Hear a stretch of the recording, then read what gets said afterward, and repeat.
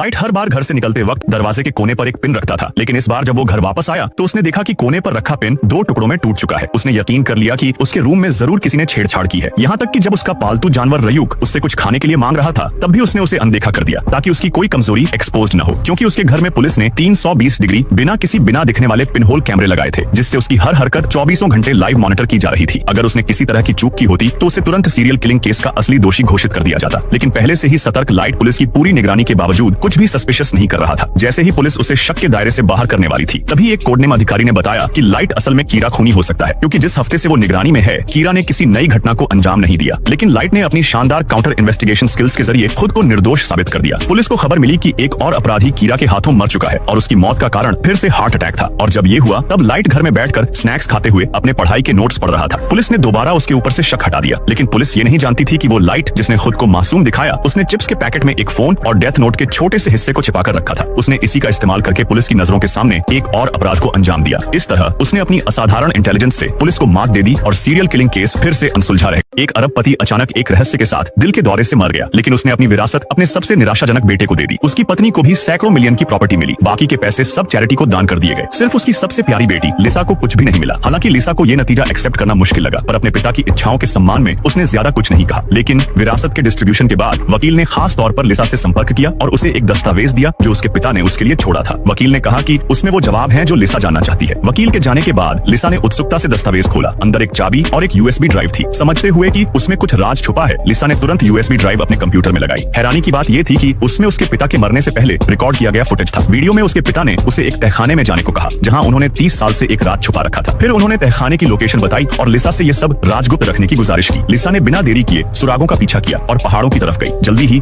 उसे जंगल में एक एंट्रेंस मिला। उसने चाबी से दरवाजा खोला और ध्यान से अंदर चली गई, लेकिन तहखाने के अंदर रोशनी बहुत कम थी। उसे डर लग रहा था कि कहीं कोई राक्षस न निकल आए। जब लिसा तहखाने के आखिरी हिस्से में पहुंची तो उसने एक रहस्यमयी कमरा देखा। हिम्मत जुटाकर अंदर गई। हैरानी की बात थी कि वहाँ एक बूढ़ा आदमी कैद था। ये नजारा देखकर लिसा के रोंगटे खड़े हो गए, लेकिन जिज्ञासा ने उसे आगे बढ़ने पर मजबूर कर दिया। जब उसने जांच करने के लिए हाथ बढ़ाया तो अचानक वो बूढ़ा आदमी हिला। लिसा इतनी डर गई कि तुरंत तहखाने से बाहर भाग गई। वो समझ नहीं पाई कि उसके पिता ने एक बूढ़े आदमी को तहखाने में क्यों कैद कर रखा था। शुरुआत में लिसा ने पुलिस को कॉल करने का सोचा, लेकिन उसे अपने पिता की गुप्त रखने की गुजारिश याद आई तो उसने पुलिस को कॉल करने का विचार छोड़ दिया। हालांकि उसके इस बर्ताव ने उसके भाई का ध्यान खींचा, लेकिन लिसा ने बहाना बनाकर बात संभाल ली। जब रात को सब चले गए और माहौल शांत था, लिसा वापस तहखाने में अकेली गई। इस बार वो अपने साथ एक बंदूक ले गई, ये जानने के लिए कि बूढ़ा आदमी आखिर है कौन। लेकिन बूढ़े आदमी ने लिसा को पहली नजर में पहचान लिया। वो तो उसकी आदतों को भी विस्तार से बता सकता था। फिर बूढ़े आदमी ने पूरी सच्चाई बताई। असल में वो कभी लिसा के पिता का सबसे अच्छा दोस्त था, लेकिन 30 साल पहले एक पार्टी के बाद लौटते वक्त एक एक्सीडेंट हुआ। पहले जैक पुलिस को बुलाना चाहता था, लेकिन लिसा के पिता ने मना कर दिया। उनके पास और कोई चारा नहीं था तो उन्होंने लाश को ट्रंक में डाल दिया और पहाड़ों में